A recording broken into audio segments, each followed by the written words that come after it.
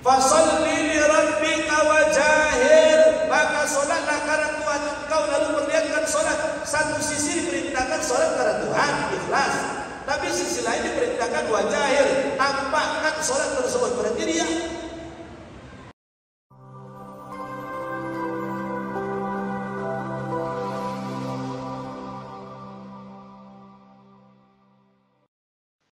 Assalamualaikum warahmatullahi wabarakatuh.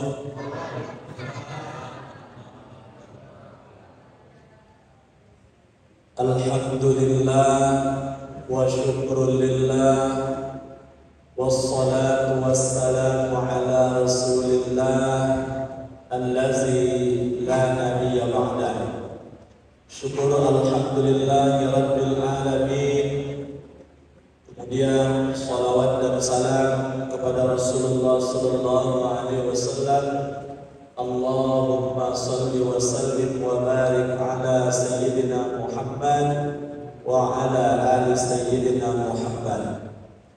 Yang saya hormati Ketua Pengurus Masjid Al-Ghufran beserta seluruh jajaran pengurus yang hadir, para alim ulama, cerik pandai, tokoh masyarakat, bapak, ibu-ibu, generasi muda, anak-anak kami hadirin wal hadirat rahimakumullah. Malam ini kita sedikit bertahan setelah pelaksanaan sholat tarawih dan witir dalam rangka menambah pengetahuan kita sekaligus mengisi waktu i'tikaf kita di masjid dalam momentum mengenang peristiwa atau sejarah tentang nuzulul Quran. Mudah-mudahan kegiatan kita ini diridhai dan diberkahi oleh Allah Subhanahu wa taala. Amin ya rabbal alamin. Bapak Ibu sekalian, nuzulul Quran adalah satu ungkapan yang terdiri dari dua suku kata, yaitu kata nuzul artinya turun. Yang kedua adalah Al-Quran, sebutan bagi kitab suci yang kita yakini berasal dari Allah Subhanahu wa taala. Berarti nuzulul Quran artinya adalah turunnya Al-Quran. Imam Az-Zarqani menulis buku judulnya Manahibul Irfan fi Ulumil Quran. Di dalam buku tersebut, Bapak sekalian, dikatakan olehnya Al-Quran itu turun dalam 3 tahap. Tahap pertama, Al-Quran turun sekaligus ke Lauhul Mahfuz. Itu bulan Ramadan. Di Ramadan tahu. Kapan persisnya Ramadannya Allah a'lam. Pada Lauhul Mahfuz tersebut Allah a'lam, tidak tahu. Itu adalah urusannya Allah. Tidak ada rincian persisnya di mana. Lalu kemudian tahap kedua, dari Lauhul Mahfuz diturunkan ke langit dunia per paket per tahun, itu setiap Ramadan. Jadi misalnya tahun pertama kerasulan Nabi Muhammad per paket 1 tahun itu bulan Ramadan. Nanti tahun kedua kerasulan per paket bulan Ramadan. Nah, jadi Ramadan tetap terpilih sebagai bulan diturunkannya Al-Quran. Barulah kemudian tahap ketiga, Bapak sekalian, diturunkan dari langit dunia kepada Nabi Muhammad SAW melalui perantara malaikat Jibril, ayat demi ayat, surat demi surat, sesuai dengan peristiwa yang melatar belakangi turunnya ayat Al-Quran tersebut. Maka untuk memahami Al-Quran itu baru kita harus pelajari tentang asbabun nuzul, sebab turunnya ayat Al-Quran tersebut. Bapak Ibu hadirin wal hadirat rahimakumullah. Al-Quran kali pertama diturunkan kepada Nabi Muhammad SAW adalah pada malam 17 Ramadan. Ketika usia Rasul ketika itu adalah 40 tahun. Sebelumnya baru 6 bulan namanya Rasul itu banyak menghabiskan waktunya di Gua Hira. Setelah betul-betul matang Rasul, perenungannya ketika itu dianggap sempurna. Rasul ketika itu diturunkanlah wahyu pertama, yaitu surat Al-Alaq ayat 1 sampai ayat 5. Dan peristiwa ini adalah peristiwa yang pertama dialami oleh Rasul, sehingga sangat mengagetkan Rasulullah SAW. Dalam kisah-kisah diceritakan bahwa malaikat Jibril datang diawali dengan cahaya yang luar biasa terang benderang di Gua Hira tersebut.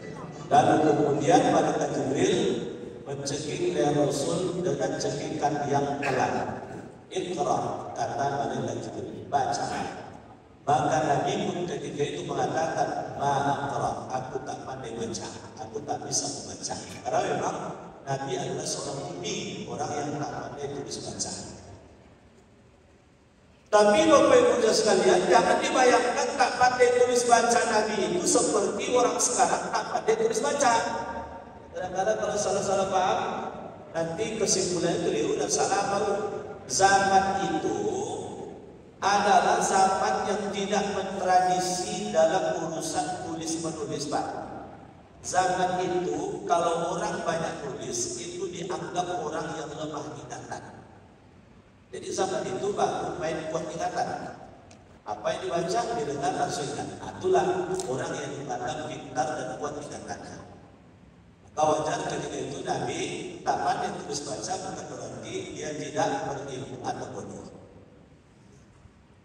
Sampai 3 kali kemudian diundang oleh malaikat Jibril. Setelah 3 kali maka kemudian ditanya oleh Rasul, apa yang akan saya baca itu?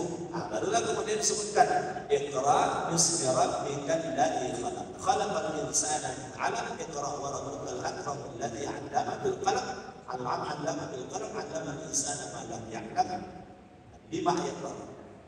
Jadi Bapak sekalian, menariknya ayat tersebut, Iqra bismi rabbikal ladzi khalaq. Bacalah dengan menyebut nama Tuhanmu yang telah menciptakan. Allah tak sebut apa yang harus dibaca. Itu tandanya Bapak sekalian, perintah membaca tersebut bukanlah perintah membaca yang tertulis saja. Sebab dalam teorinya baru ternyata alam raya yang sebegitu luas ilmu pengetahuannya ini dibentangkan oleh Allah, yang baru tertuang dalam bentuk teori dan tulisan itu baru sekitar 4%. 96% itu belum tertuang dalam bentuk teori dan tulisan-tulisan. Maka sebetulnya baru orang pintar itu bukan sekedar orang membaca yang tertulis saja, tetapi membaca yang Allah bentangkan di alam raya ini adalah sumber ilmu pengetahuan yang luar biasa bagus. Satu ketika baru seorang melihat induk ayam yang pagi hari belum lagi sempurna terbit matahari, dia sudah mengais-ngais lalu memberi makan anaknya. Maka seorang yang bijak lalu kemudian berkesimpulan, ternyata induk ayam luar biasa usaha kerjanya. Kalaulah kemudian saya ternyata lebih siap kerjanya dari induk ayam, berarti ayam itu lebih pintar dari saya. Jadi tipe di awal baru jam 8 ngopi, diberi kopi, selalu dicakap. Sampai presiden pun dibicarakannya. Di dapur rumah, bakso di rumah, ayam presiden lah dibincangkan kan. Kalau zaman kini yang sedang angkat aku kasus sendiri, ya dibincangkan. Bupati dan penegak TV, samping pula dia wali kota, keluarga wali PJ wali kota, macam-macam baru. Ikut dapur tak ada berasa, tak tahu. Saya satu waktu baru kaget saya melihat ayah saya yang mungkin belum pernah marah seperti itu kepada ponakannya. Marah dia kepada ponakannya karena dia punya masalah dengan istrinya, lalu kemudian istri dan anaknya ditinggalkan olehnya. Padahal anak masih kecil. Apa kata ayah saya? Karena ayah saya orang kapal, dia mengatakan, "Oh yang bebu di bawah deh." Langsung paham tuh bagus. Paham? Buat pemayang pada bau boleh ni. Lomber awak japa ponakannya tu. Ponakan tu bagus, tinggi badan 180 cm lebih bagus, lebih tinggi dari saya. Saya dah sensitif bagus. Kau di tenju ya awak sebelum tenju ya awak tenju dulu. Ada sebulan saya bagus. Cuman setelah itu diceritakan oleh ayah saya, apa katanya? Ada seorang berburu, dalam berburu lalu kemudian tertembaklah olehnya seekor monyet. Nah, kalau bahasa kampung kami bau nama apa? Nah, kalau di Minangnya kadang-kadang kan ada tingkat tanda. Nah, kalau yang khusus panjat buah pelaku itu, itu kalau di Periaman namanya baguan. Nah, cara nyebutnya itu beda sedikit baguan. Bapak Ibu hadirin wal hadirat rahimakumullah. Ketika monyet ini tertembak oleh seorang pemburu, maka kemudian dalam kondisi sakit, sekarat sampai meninggal dunia baru, yang pertama kali dicari oleh induk monyet ini adalah anaknya. Dicarinya anaknya, dipeluknya anak itu sampai kemudian dia mati dalam kondisi memeluk anaknya. Itu kata ayah saya tadi, pongai angkot buruk pada bau boleh dia. Bau nak mati nak dicari dia. Wah ang nak sehat, ang tinggal nak dia. Bau buruk pongai ang pada bau boleh dia. Paham bau? Jadi kata ayah saya pada ponakannya, perangai kamu ini lebih jelek daripada monyet. Monyet ketika akan mati, anaknya dicari sampai dia mati dalam kondisi memeluk anaknya. Tiba engkau punya masalah dengan istri engkau, anak engkau tinggalkan. Perangai engkau lebih buruk daripada monyet. Atau kalau dicari teori dalam buku, dah bersama dah bagus.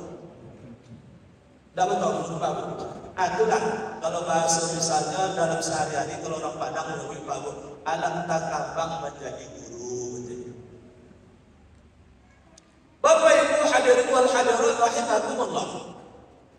Setelah diturunkan wahyu pertama ini, Rasul bagus, lalu kemudian menuruni Gua Hira, bergegas berjalan cepat Rasul pulang ke rumah. Selalu di belakang Rasul itu diikuti cahaya terang-terang dari atas. Semakin luar biasa mengelisahkan Rasul, karena peristiwa seperti itu tidak pernah dialami oleh Rasulullah. Sampai di rumah baru, lalu kemudian Rasul menggigil seperti orang ketakutan. Diselimutin oleh Khadijah, ditenangkan oleh Khadijah, sampai kemudian Rasul pun tertidur. Setelah Rasul tertidur, lalu Khadijah pun mendatangi rumah pamannya, namanya Waraqah bin Naufal. Setelah diceritakan apa yang diceritakan oleh Rasul pada Khadijah, lalu diceritakan oleh Khadijah kepada Waraqah bin Naufal, maka kemudian Waraqah bin Naufal bertanya, "Ya Khadijah, suara yang didengar oleh suamimu tersebut datangnya dari penjuru mana?"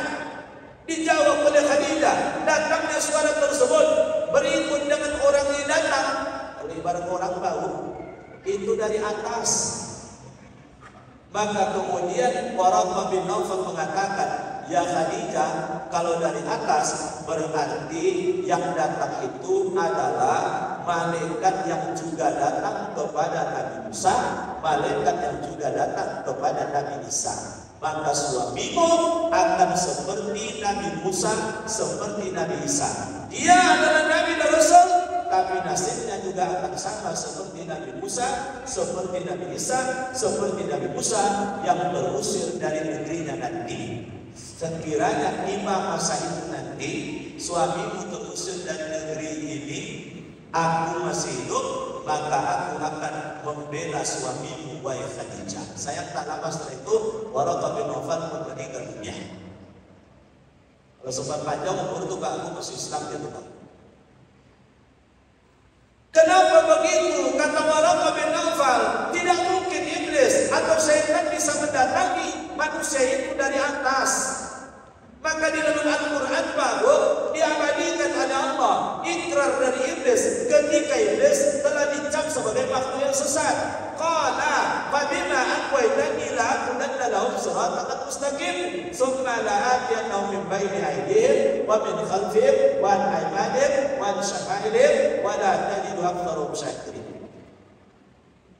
Kata Iblis, karena engkau telah mencapku sebagai makhluk yang sesat wahai Allah, maka aku akan datangi manusia tersebut agar kemudian dia sesat. Dari mana Iblis datang? Dari depan, dari belakang, dari kanan, dari kiri. Targetnya menjadikan manusia sedikit yang pada bersyukur. Ada dua penjuru yang Iblis tak bisa dekati manusia. Mana itu? Dari atas dan dari bawah. Karena atas melambangkan kehadiran Allah, atas melambangkan keagungan Allah, sedangkan ke bawah adalah melambangkan kedudukan seorang hamba kepada Allah Subhanahu wa taala. Maka atas dasar itu cocok apa yang dikatakan oleh Waraqah. Maka sejak itulah secara resmi Nabi Muhammad SAW diamanahkan Al-Quran untuk disampaikan kepada umat manusia. Secara otomatis Nabi Muhammad resmi menjadi Nabi Rasul. Apa itu Al-Quran? Al-Quran secara kebahasaan artinya adalah bacaan. Tidak ada bacaan yang paling banyak dibaca oleh umat manusia di bumi ini kecuali Al-Quran. 8 miliar penduduk bumi ini kurang lebih 1,8 miliar itu beragama Islam. 1,1 miliar itu adalah Katolik. 700 sampai 800 juta adalah Protestan. Sisanya adalah agama-agama yang lainnya. Jadi paling banyak di bumi Allah ini adalah orang yang beragama Islam. Hebatnya umat Islam itu terpencar di seluruh penjuru bumi. Sehingga tidak ada di bumi Allah ini yang di situ ada negara, di situ ada wilayah pemerintahan, yang di situ tidak ada orang Islam.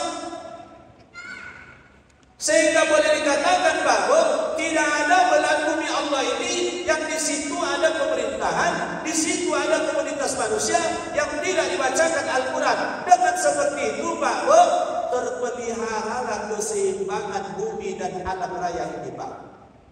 Kalau tak ada lagi di bagian belahan bumi ini yang ada orangnya tinggal di situ dibacakan Al-Quran, Pak, terganggu keseimbangan bumi dan keseimbangan alam raya ini, Pak.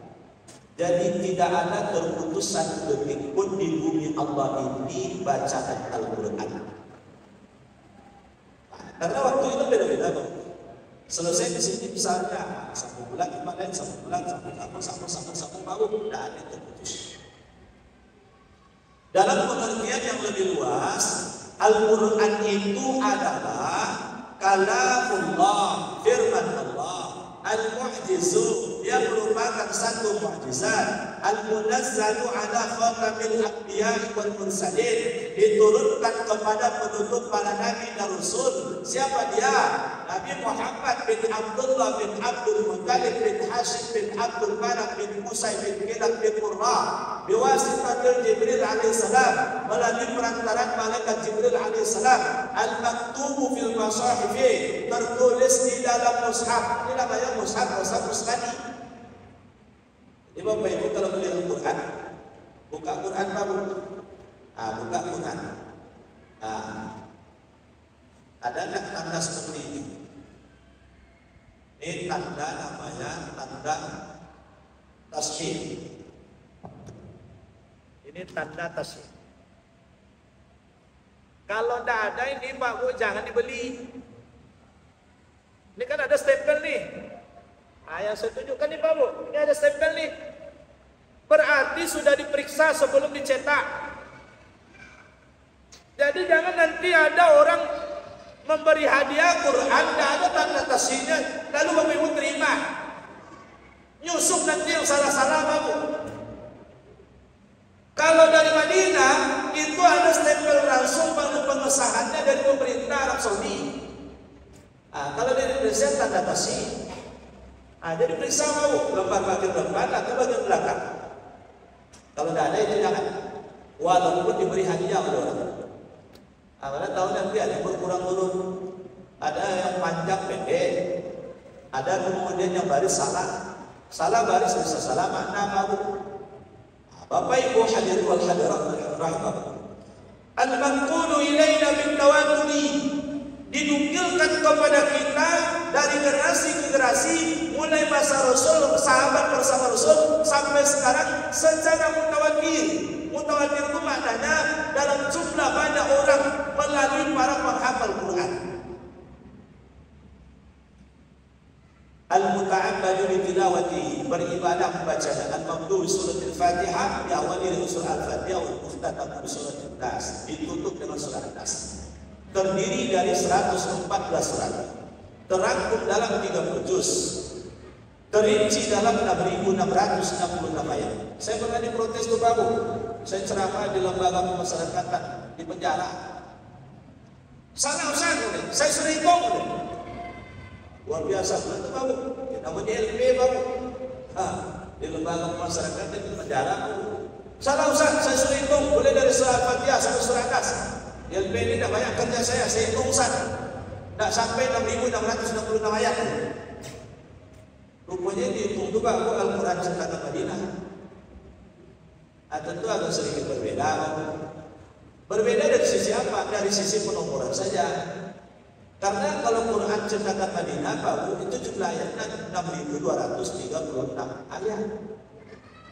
Apa ada ayat bertambah atau ayat berkurang? Tidak ada. Ayat itu juga perbedaannya hanya penomorannya saja. Kenapa bisa terjadi perbedaan penomoran Pak Bu? Sebab ketika ayat Al-Quran turun kepada Nabi, disuruh catat oleh Nabi kepada sekretarisnya, Al-Quran ketika itu dicatat Pak Bu, tidak pakai gigi, tidak pakai titik, tidak pakai baris, tidak pakai nomor ayat. Nah kira-kira Bapak Ibu bisa tak baca itu? Tak pakai gigi. Apa maksudnya tak pakai gigi? Set itu kan pakai gigi itu Pak Bu. Ada giginya. Tak pakai titik. Gimana cara membedakan huruf dal dengan huruf zal, huruf ro dengan zai, huruf jim, ha, kha? Gimana bedakan? Tak ada titiknya. Tapi kenapa sahabat bisa baca? Karena seluruh sahabat hafal Quran. Jadi yang dicatat itu hanya sekedar bentuk cross text saja, bukan menjadi inti. Yang intinya dihafal supaya jangan berbeda hafalan satu dengan yang lain, apakah cross text-nya adalah yang ditulis. Tidak pakai nomor ayat lagi. Maka kalau perbedaan penomoran ayat sedikit berbeda atau tidak masalah. Contohnya Pak Bu, Alif Lam Mim, dzalikal kitabul la raiba fihi hudal lil muttaqin. Kalau Quran kita Alif Lam Mim itu satu ayat. Tapi kalau yang lain Alif Lam Mim, dzalikal kitabul la raiba fihi hudal lil muttaqin, satu ayat. Jadi Alif Lam Mim itu tidak berdiri sendiri dia. Maka maksudnya wajar terjadi perbedaan. Jadi ayat itu juga Pak, hurufnya segitu juga, kosakatanya segitu juga, cuman perbedaan penomoran saja. Berdasarkan riwayat dari Abdullah ibnu Abbas, sahabat Rasul, itu adalah sepupunya Rasul, maka Al-Quran itu 6.666 ayat. Inilah yang kita pakai dan inilah yang dipegang oleh mazhab Syafi'i. Bapak Ibu sekalian, Al-Quran ini turun dalam dua periode. Periode Rasul masa di Mekah, maka ayat dan suratnya disebut dengan ayat dan surat Makkiyah, menurunkan 86 surat. Periode Rasul setelah hijrah ke Madinah, nama suratnya adalah surat Madaniyah, menurunkan 28 surat. Jadi 86 tambah 28, 114 surat. Kalau seluruh mazhab Sunni mengaku 114 surat. Tapi kalau mazhab Syiah 113. Dia tidak mengakui surat Yusuf sebagai Al-Quran. Maka tidak sesuai dengan kita baru. Tidak sesuai dengan kita. Bapak Ibu hadirin wal hadirun rahimakumullah. Tadi dari definisi tadi baru disebutkan bahwa Al-Quran itu adalah firman Allah, adalah kalamullah. Apa bukti Al-Quran itu memang benar-benar firman Allah? Pertama, karena memang Al-Quran itu adalah mukjizat. Mukjizat itu peristiwa luar biasa yang tidak bisa ditandingi oleh manusia. Artinya, sepintar apapun manusia, seberapa banyak pun yang berkumpul gotong royong tidak akan bisa menandingi Al-Quran. Walaupun begitu Pak Bun, Al-Quran membuka tantangan siapa yang ragu tentang kebenaran Al-Quran. Falyatu bihaditsin mithlih. Coba datangkan semisal Al-Quran untuk 114 surat tersebut kalau memang ragu tentang kebenarannya. Rupanya tidak ada yang bisa menandingi Pak Bun. Atur tantangan oleh Allah. Ini masa Rasulullah siapa Pak Bun ketika itu? Ada sampaikan Nabi ayat tersebut. Fa'tu bi'asri suwarin mithlih. Coba buat semisal 10 surat saja. Dan juga ada yang bisa buat Pak Bun. Diturunkan tantangan serendah-rendah tantangan. Wa in kuntum fi raibin mimma nazzalna 'ala 'abdina fa'tu bi suratin min mithlihi wad'u syuhada'akum min dunillahi in kuntum shadiqin. Jika kalian ragu tentang kebenaran Al-Quran, coba buat semisal 1 surat saja. Tak sanggup sendirian, ajak kawan-kawan. Tak ada dari kalangan manusia, ajak dari kalangan jin. Jika kalian betul-betul adalah orang yang benar. Di situ baru muncul baru Musailamah. Nama Musailamah, gelarnya Al-Kazzab, pembohong besar. Dia selalu nyimak itu. Nabi Muhammad terima wahyu, dia buat pula wahyu. Nabi Muhammad terima wahyu, inna a'tayna kal kautsar, sesungguhnya kami telah memberikan kepada engkau ya Muhammad dan umat engkau nikmat yang banyak. Kan enak bahasa baru cocok dengan kenyataan. Semua kita kan terima nikmat. Cuma sebagian orang yang suka bersangka dianggapnya nikmat itu adalah uang, piti-piti kata orang. Sehingga akhirnya kalau uangnya sedikit, ekonomi sulit, dianggapnya dia tak dapat nikmat. Padahal boleh jadi banyak nikmat yang tidak bisa diganti dengan uang. Mana contohnya? Nikmat makan misalnya. Mungkin dia tak ada pantang makan. Pantangnya 3 saja, pantang nampak, pantang tergeletak, pantang di basuhan. Kami berdua di rumahnya ini acara arisan cerita apa? Makanan banyak lebih, bola pulang. Dia ya, ada kantong katanya. Langsung aja kantong tuh Bang. Ada kantong plastik gitu. Kalau tidak tiba kantong plastik dengan piring-piring masuk ke dalam tas.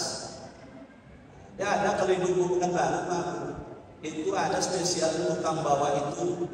Tasnya besar biasanya. Jadi langsung masukin Bang. Beko selesai acara dihitung piring. Rumput piring hilang sembuh. Rupanya tadi bawa pantang di basuhan, lewat langsung. Tidur tak susah, itu susah diganti dengan uang tuh babu. Asal bersandar ke dinding ke tidurnya. Walaupun sedang mendengar ceramah Ustaz misalnya. Apalagi kalau hari Jumat. Kalau hari Jumat babu. Itu baru 5 menit khatib berkhutbah, ada banyak dengan menggundul. Disangka khatib ceramah khutbahnya itu bagus, dan ngaku-ngaku jemaah. Padahal ngaku-ngaku antara sadar dan tak sadar. Jadi Bapak Ibu sekalian, karena kita semua mendapatkan nikmat, sebagaimana nikmat juga diberikan oleh Allah kepada Rasul, maka ayat kedua, fasalli li rabbika wanhar.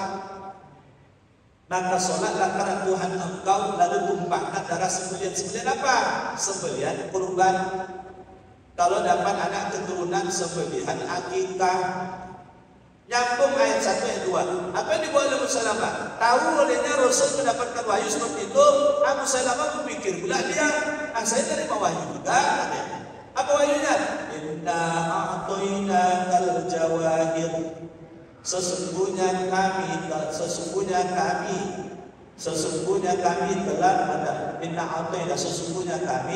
telah diberikan permata-permata. Al-jawahir, permata-permata. Siapa yang terima permata?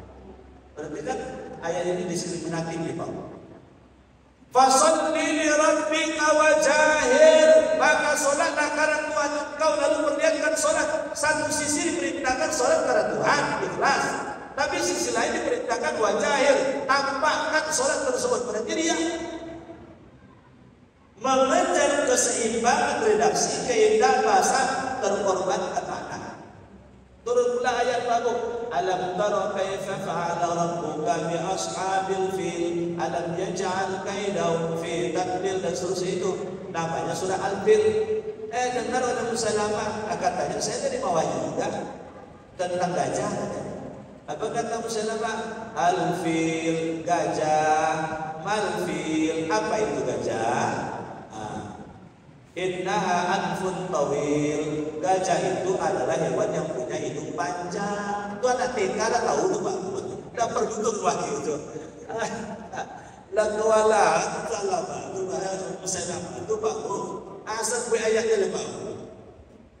Jadi dari dulu sampai sekarang tidak ada yang bisa ini. Itulah keputusan. Yang kedua, Pak Bu, Al-Quran itu benar sebagai firman Allah. Itu bisa dibuktikan melalui pemberitaan gaib dari Al-Quran itu sendiri, baik tentang masa lalu ataupun masa yang akan datang. Coba Pak Bu. Nabi itu tak pandai baca tulis. Nabi itu tak pernah berkunjung ke sana kemari. Kalaupun ada di bawah dagang itu ada pamannya usia 15 tahun. Kalaupun ada setelah itu Pak Bu, ketika Nabi telah berkeluarga, yang memimpin kafilah dagang, tidak ada orang menyaksikan Nabi itu pergi berburu ke sana kemari. Tapi bagaimana Nabi bisa bercerita tentang kejadian Nabi Adam, kejadian Siti Hawa, bagaimana cerita tentang surga, tentang neraka, cerita tentang Nabi Ibrahim, Nabi Ishak, Nabi Ismail, Nabi Yakub, Nabi Yusuf, dan sebagainya. Yang hebatnya lagi Pak Bu, andaikan pun Nabi itu belajar ke sana kemari, lalu dari mana dia dapat cerita tentang Fir'aun yang lengkap? Buku manapun dan kitab manapun ketika itu tidak ada cerita tentang Fir'aun ditenggelamkan di lautan, jasadnya diselamatkan oleh Allah. Hanya ada dalam Al-Quran. Inilah yang kemudian diteliti-teliti oleh orang tahu mana bumi Fir'aun itu, mana jasad Fir'aun itu yang diselamatkan. Akhirnya tahun 1896 ditemukanlah sosok bumi di Wadi Qulub, lembahnya para raja di Mesir. Ketika itu semua orang menduga ini Fir'aun ini. Tapi pemerintah Mesir belum membolehkan untuk membuka bumi tersebut. Karena khawatir nanti jangan-jangan tidak, orang semua menyangka itu Fir'aun. Akhirnya tahun 1906 dibukalah bagian wajah bumi tersebut. Lalu dicocokkan mana Fir'aun yang jasadnya tidak ada, yang kuburannya tidak ada. Karena dulu Raja Mesir itu Pak Bu, semuanya gelarnya adalah Fir'aun. Fir'aun 1, Fir'aun 2, Fir'aun 3, Fir'aun 4, dan seterusnya. Ternyata Fir'aun yang kuburannya tidak ada, yang jasadnya tidak ada, nama aslinya adalah Maniktah. Dicocokkan gambaran dari sejarah Mesir kuno itu dengan wajahnya cocok. Penelitian tak sampai di situ Pak Bu. Penelitian ingin membuktikan benarkah Maniktah alias Fir'aun ini matinya karena tenggelam di lautan. Kalau memang karena tenggelam di lautan, pastilah kemudian paru-parunya itu dipenuhi oleh kadar garam yang tinggi. Maka tahun 1975 dibedahlah bumi tersebut, ditelitilah paru-parunya. Ternyata memang paru-parunya itu dipenuhi oleh kadar garam yang tinggi. Karena mungkin itu baru Fir'aun itu mati bunuh diri gara-gara minum air laut 1 drum. Saya belum pernah dengar orang mati bunuh diri dengan cara minum air Pak. Kalau minum racun mungkin, tapi kalau minum air teorinya Pak Dokter ya pasti dimuntahkan. Kalau sudah terlalu banyak muntah sendiri itu Pak. Apakah Bapak Ibu kalau berbuka itu hati-hati juga jangan terlalu banyak betul Pak.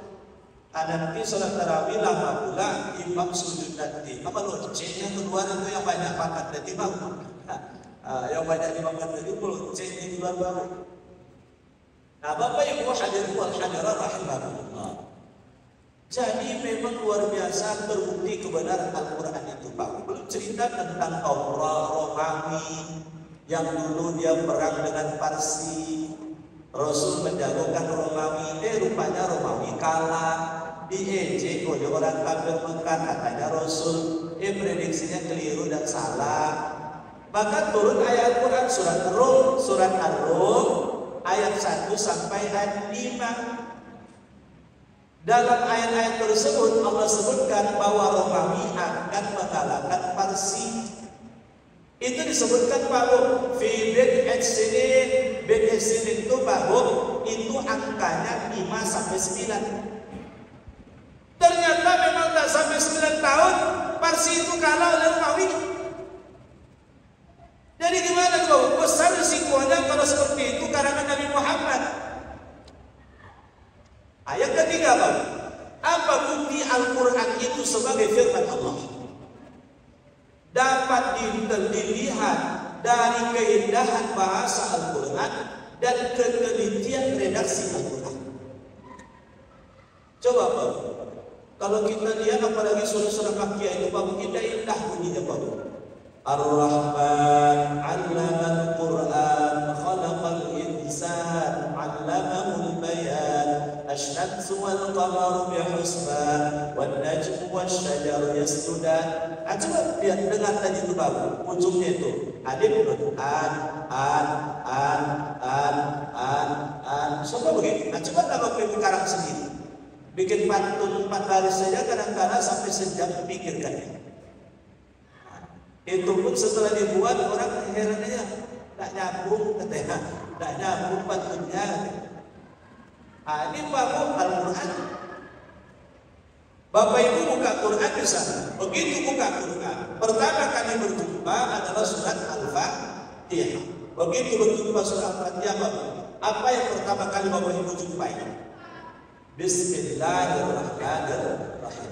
Dari situ Pak, ketahuan itu bukan buatan manusia. Coba bandingkan Pak dengan wahyu pertama tadi, Iqra' bismi rabbikal ladzi khalaq. Kan ada juga kata bismi. Kenapa beda bismi dalam Bismillahirrahmanirrahim dengan bismi rabbikal ladzi khalaq? Dalam bismi rabbikal ladzi khalaq, bismi itu baru ada alif tangkainya, ada sin, ada nun, ada sin, ada mim. Karena ini Allah turunkan wahyu sesuai dengan tata kaidah penulisan orang Arab. Tapi tiba giliran Bismillahirrahmanirrahim, mana alifnya? Tidak ada alifnya. Bismillahirrahmanirrahim, ba, sin, mim. Padahal aslinya adalah biismi itu Pak. Tapi alifnya disembunyikan. Di sinilah rupanya letak rahasianya Pak. Dengan seperti itu, jumlah huruf dalam Bismillahirrahmanirrahim tersebut adalah 19 huruf. Ba, sin, mim, alif, lam, ha, alif, lam, ro, ha, mim, nun, alif, lam, ro, ha, ya, mim. Bismillahirrahmanirrahim 19 huruf. Nah, sekarang kita lihat Bismillahirrahmanirrahim itu berapa kosakata di situ? Ada kata ismi, ada kata Allah, ada kata Ar-Rahman, ada kata Ar-Rahim. Apa hubungan 4 kata ini dengan jumlah huruf yang 19? Ternyata Pak, kalau Bapak hitung mulai dari surah Al-Fatihah sampai surah An-Nas, penggunaan kata ismi, kata Allah, kata Ar-Rahman, kata Ar-Rahim itu jumlahnya semuanya bisa dibagi habis dengan angka 19. Kata ismi dalam Al-Quran Pak, mulai dari surah Al-Fatihah sampai surah An-Nas itu hanya terulang sebanyak 19 kali pengulangan. 19 bagi 19 sama dengan 1. Kata Allah dalam Al-Quran terulang sebanyak 2698 kali pengulangan, bagi 19 sama dengan 142. Kata Ar-Rahman muslim terulang dalam Al-Quran sebanyak 57 kali pengulangan, 57 bagi 19 sama dengan 3. Kata Ar-Rahim dalam Al-Quran terulang sebanyak 114 kali pengulangan, bagi 19 sama dengan 6. Siapa yang bisa buat begitu Bang? Dari 77.000 lebih kosakata dalam Al-Quran, kata ismi tidak boleh lebih, tidak boleh kurang dari 19. Kata Allah tidak boleh lebih, tidak boleh kurang dari 2698 kali pengulangan. Kata Rahman tak boleh lebih, tak boleh kurang dari 27. Kata Rahim tak boleh lebih, tak boleh kurang dari 114. Gila membuatnya datang selesai Pak. Apalagi ini Al-Quran turun kan bertahap Bapak. Kalau sekaligus mungkin ada juga curiga orang, ini turun surat demi surat, tapi ayat ini tersusun saja semuanya Bapak. Bapak Ibu sekalian, belum lagi misalnya ketika Allah mengulang kata yaumun, yaumun itu artinya hari, diulang oleh Allah sebanyak 365 kali pengulangan dalam Al-Quran. Berapa jumlah hari dalam setahun? 365 hari. Ketika Allah mengulang kata yaumain, 2 hari atau ayam, hari-hari, itu diulang dalam Al-Quran sebanyak 30 kali pengulangan. Berapa jumlah hari dalam sebulan? Rata-rata 30 hari. Ketika Allah mengulang kata syahrun, artinya bulan, diulang dalam Al-Quran sebanyak 12 kali pengulangan. Berapa jumlah bulan dalam satu tahun? 12 bulan. Ketika Allah mengulang kata al-harru, artinya panas, lawan katanya adalah kata al-bardu, artinya dingin. Dua-duanya sama-sama 4 kali diulang dalam Al-Quran. Ketika Allah mengulang kata al-iman, orang yang beriman pakai alif lam, lawannya al-kufru, artinya orang-orang kafir, sama-sama 17 kali diulang dalam Al-Quran. Ketika Allah ulang kata kufrun, artinya kafir, tidak pakai alif lam, diulang sebanyak 8 kali pengulangan, sama dengan kata iman yang tak pakai alif lam, 8 kali juga diulang dalam Al-Quran. Itu tidak mungkin buatan manusia baru. Jadi makin kita selami baru, makin tahu oleh kita Al-Quran itu bukan buatan manusia. Saya punya buku di rumah Pak, itu judulnya Al-Mu'jam Al-Faris Al-Fazil Quran. Dengan buku ini Pak, Bapak Ibu ingin mencari misalnya berapa kata zalim dengan berbagai kata janjian di dalam Al-Quran. Tinggal hitung di surat mana dia, ayat berapa dia. Nah, konteks pembicaranya tentang apa? Atau tinggal mengkaji Bapak, bisa dalam kajiannya. Oh ternyata 286 kali pengulangan kata zalim dengan berbagai kata janjian dalam Al-Quran. Sama seperti kata Allah tadi Bapak, tinggal hitung saya. Nah, itulah 2698 kali pengulangan. Malah Pak Bu, saya punya buku Pak Bu, itu rahasia angka-angka dalam Al-Quran, termasuk tentang Lailatul Qadar. Atau prediksi Lailatul Qadar Pak Bu, hitung-hitungannya rasa-rasanya yakin betul Pak Bu, benar itu. Tapi kan yang paling yang memastikan kebenaran itu kan Allah. Maka dalam buku itu yang saya baca Pak Bu, Lailatul Qadar itu semasa hidup Rasul itu selalu terjadi pada malam Selasa. Malam ganjil, malam Selasa. Tengok-tengoklah coba. Malam ganjil, malam Selasa. Mulailah awasi. Tapi kalau hanya persiapannya 10 malam terakhir Pak Bu, buka lo boleh itu.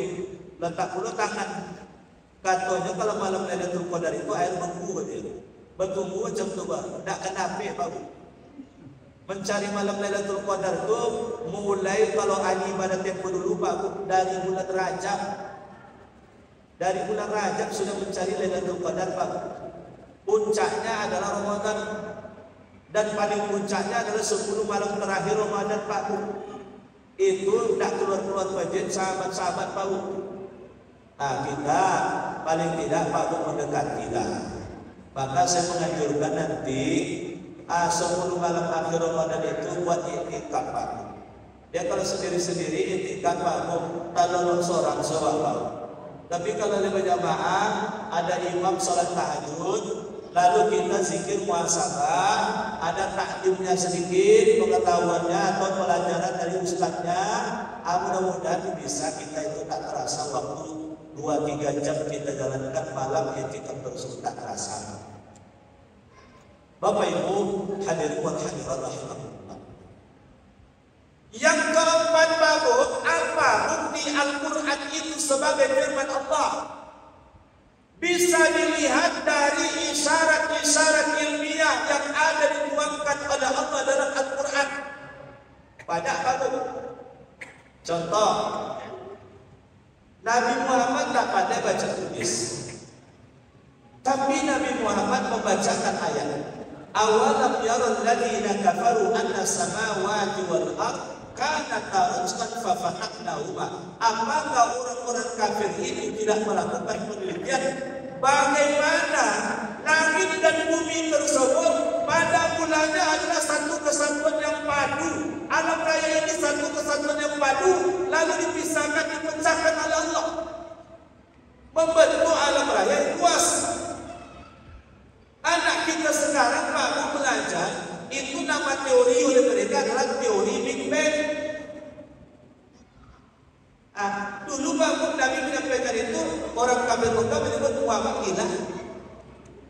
Jadi orang kafir Mekah itu baru kehabisan akal mereka untuk membentuk dakwah Rasul. Itu pertama Muhammad gila. Itu ungkapannya jangan dikatakan kalian Muhammad gila tuh. Cuman kata orang yang berpikir saya, kalau orang gila itu ngoceh-ngocehnya tidak jelas, perilakunya tidak jelas. Muhammad itu orang yang tertib, bersih, rapi, tidak mungkin gila. Ada pula yang mengatakan Muhammad itu dukun, itu hati-hati kalian, nanti kena sihir kalian nanti.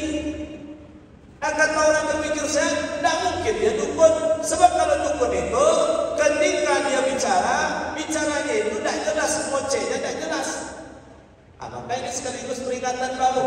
Kalau Bapak Ibu berobat kepada seseorang, tidak boleh dibaca dan jodoh baru atau dukun. Bismillahirrahmanirrahim. Semua kata atau dukun itu bang. Tidak usah berobat. Rusak kita cerita. Habis itu disuruh bawa dia yang kain hitam, ayam hitam, segala hitam, jarum hitam, warna hitam. Kemana nak cari? Tidak rusak. Bapak Ibu hadirin wal hadirin rahimahullah. Maka Bapak Ibu sekalian, ketika Nabi menyampaikan ayat-ayat yang penuh dengan ilmu pengetahuan, seringkali dianggap Nabi Muhammad orang gila. Contoh baru, Nabi menyampaikan ayat Al-Quran yang turun baru. Afala yanzuruna ila al-ibli kaifa khuliqat wa ila as-samai kaifa rufi'at. Kenapa kalian tidak melakukan penelitian bagaimana unta itu diciptakan? Langit itu ditinggikan. Bahasanya baru, langit itu ditinggikan. Berarti babu, alam raya ini bergerak terus, mengembang terus babu. Inilah teori yang dilahirkan oleh ilmuwan-ilmuwan antariksa babu. Maka NASA melakukan penelitian di Amerika sana babu. 75 tahun mereka melakukan penelitian. Ternyata hasil pengamatan mereka tentang astronomi ini babu, ilmu astronomia, itu ternyata antara satu planet dengan planet yang lain, galaksi dengan galaksi yang lain, itu mereka saling menjauh sedikit demi sedikit antara satu dengan yang lainnya. Ibaratnya alam raya ini Pak Bu seperti balon yang sedang dihembus. Kalau tak hati-hati Pak Bu, balon yang dihembus itu lama-kelamaan mengembang meletus lagi. Dulu Nabi menyampaikan ini semua orang hilang. Nabi menyampaikan ayat baru, walaqad khalaqnal insana min sulalatin min tin, thumma ja'alnahu nutfatan fi qararin makin, thumma khalaqnal nutfata 'alaqatan fa khalaqnal 'alaqata mudghah, fa khalaqnal mudghata 'idhaman fa kasawna 'idhama lahma, thumma ansha'nahu khalqan akhar, fa tabarakallahu ahsanul khaliqin. Kalau bahasa ilmu biologinya baru, ini bebek laki-laki, namanya spermatozoa. Apa Bu? Laki-laki yang normal, ketika dia berhubungan dengan istrinya, dia akan memancarkan 2,5 cc spermanya, yang masing-masing cc tersebut berisikan 100 juta spermatozoa. Berarti berisikan 100 juta bibit anak kali 2,5 cc, berarti ada 250 juta bibit anak. Ibu-ibu maka bersyukur untuk tidak jadi anak seluruh. Kalau semua 250 juta itu jadi anak seluruh, asap buatnya. Allah men-setting. Ternyata bibi perempuan namanya Selopum. Selopum itu ditakdirkan agama dia tidak mengejar menunggu di bunuh rahim. Yang mengejar siapa? Bibi laki-laki. Dia mengejar berenang saling membunuh antar satu dengan lain. Saling membunuh. Akhirnya hidup nanti hanya beberapa.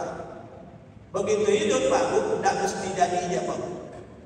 Proses kejadian itu dia menempel di dinding rahim, berkembang menjadi segumpal darah. Segumpal darah berkembang menjadi segumpal daging. Daging dibalut dengan tulang belulang. Lalu tulang belulang dibalut dengan daging. Barulah ditiupkan roh. Hebatnya ketika ditiupkan roh, manusia dimensi rohaninya itu dilengkapi oleh Allah.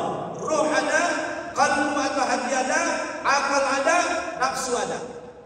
Gimana Nabi Muhammad bisa cerita tentang pertumbuhan janin di dalam rahim?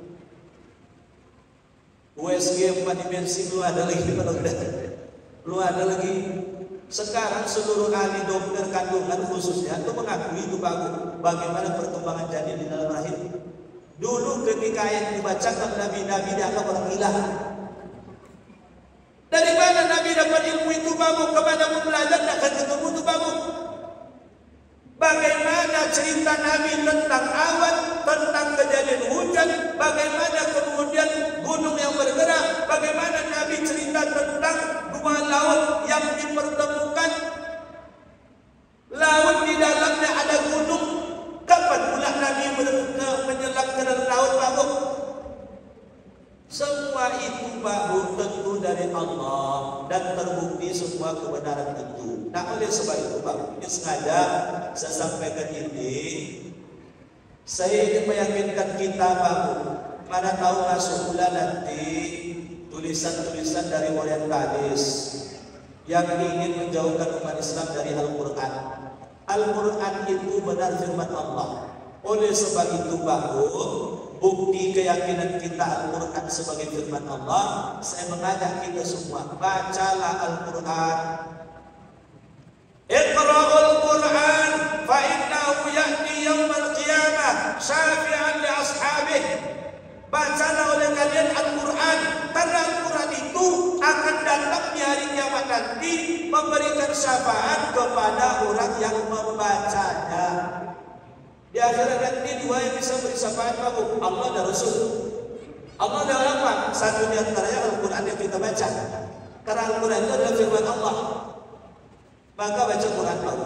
Ubay bin Ka'ab bertanya kepada Rasul, ya Rasul, berapa kali idealnya khatam Quran itu? Kata Rasul, sekali sebulan. Saya bisa lebih dari itu ya Rasul. Nah kata Rasul, kalau begitu sekali 10 hari. Saya bisa lebih dari itu ya Rasul. Kata Ubay bin Ka'ab, kalau begitu sekali 3 hari. Lebih dari sekali 3 hari berarti kau tidak mentadabburi Al-Quran. Pertanyaannya Pak Bu, ada Bapak Ibu sekali 3 hari khatam Quran?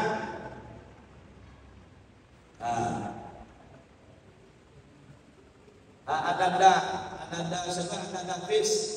Biasanya Ananda Hafiz khatam Quran sekali berapa hari? Dalam khatam Quran 30 juz 3 hari, 5 hari, 1 hari, seminggu. Kalau untuk miskin hafalan bagus memang harus begitu. Kalau tidak buyar hafalan bagus. Imam Syafi'i 2 kali sehari khatam Quran. Kalau waktunya longgar artinya kalau Anda nggak habis kan dia belajar. Tentu dia belajar nanti ada waktu yang yang sedikit tertunda menghafal. Tapi kalau lagi tidak ada kegiatan, Imam Syafi'i 2 kali sehari khatam Quran. Anda nggak habis kemarin ikut Bukhari belum?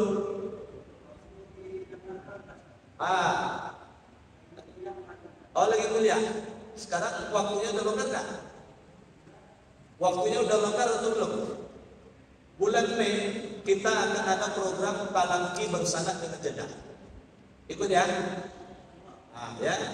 Dan ada sanadnya langsung ke Rasul. Nanti insya Allah nanti saya kirimkan nanti formulir untuk daftar. Tapi 3 bulan setengah. Diinapkan di UPT yang di UPT Pertanian Provinsi Riau. Gratis. Insya Allah dikasih uang saku nanti. Itu program pemerintah provinsi Pak. Kami bulan Mei nanti dengan Pak Gubernur itu berjelas untuk mempertegas kerjasama tersebut. Jadi anak habis nanti di situ di ruangan ada semacam labornya Pak Bu. Itu sudah kita lengkapi alatnya. Beli alatnya saja kemarin itu sekitar 116 juta. Sudah dibantu oleh Dinas Kominfo. Jadi nanti sudah dicoba kemarin beberapa kali dengan Jeddah, Syekh yang ada di Jeddah. Mudah-mudahan nanti ada anak kita yang seperti anak Hafiz ini dan lain-lain nanti yang punya sanad.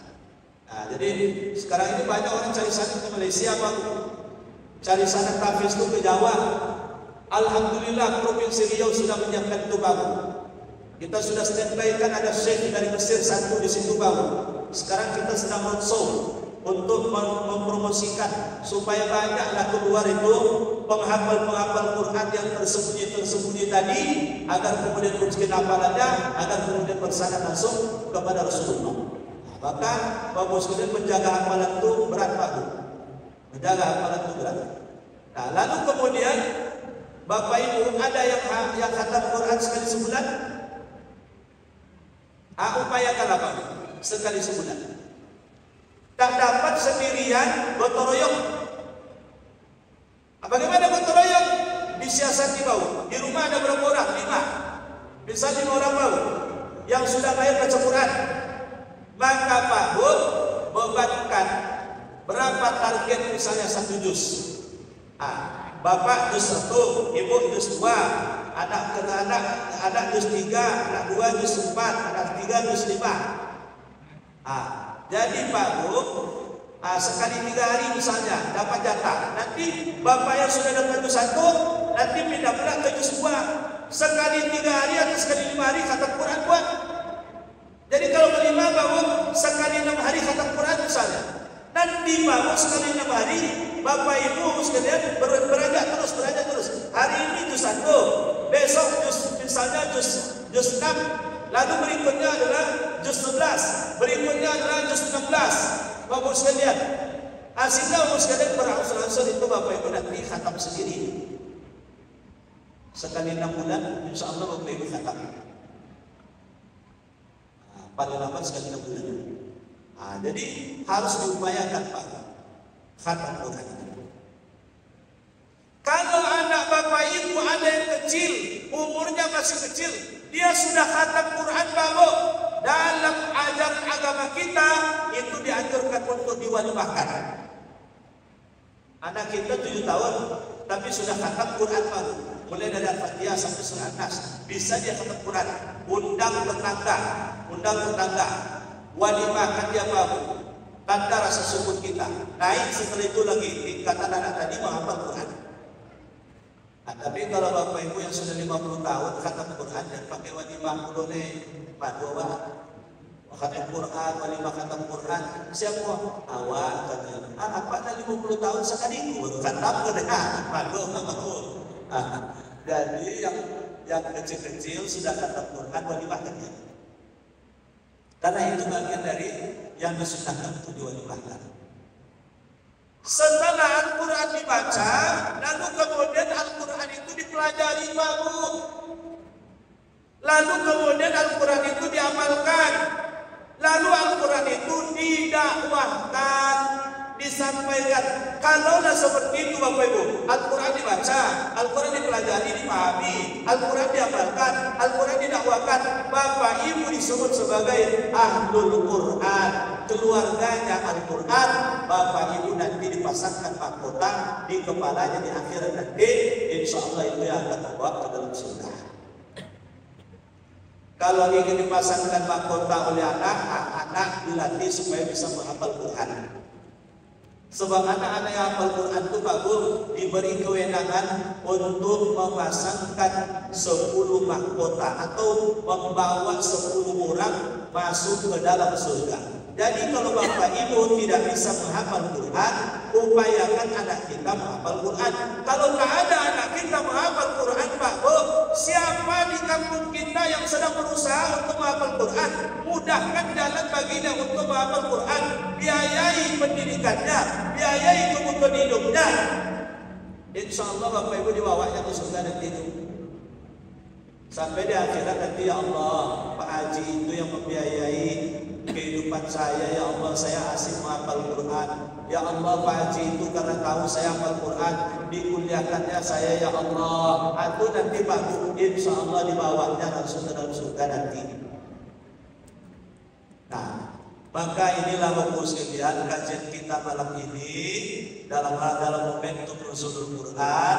Maka oleh sebab itu, mari Pak Bu, tidak ada lagi keraguan kita tentang kebenaran Al-Quran, baik secara terbersit dalam pikiran ataupun di dalam hati.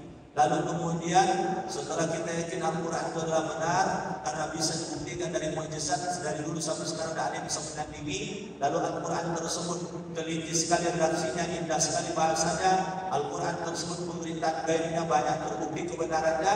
Al-Quran tersebut isyarat-isyarat ilmiahnya sudah terbukti sekalian.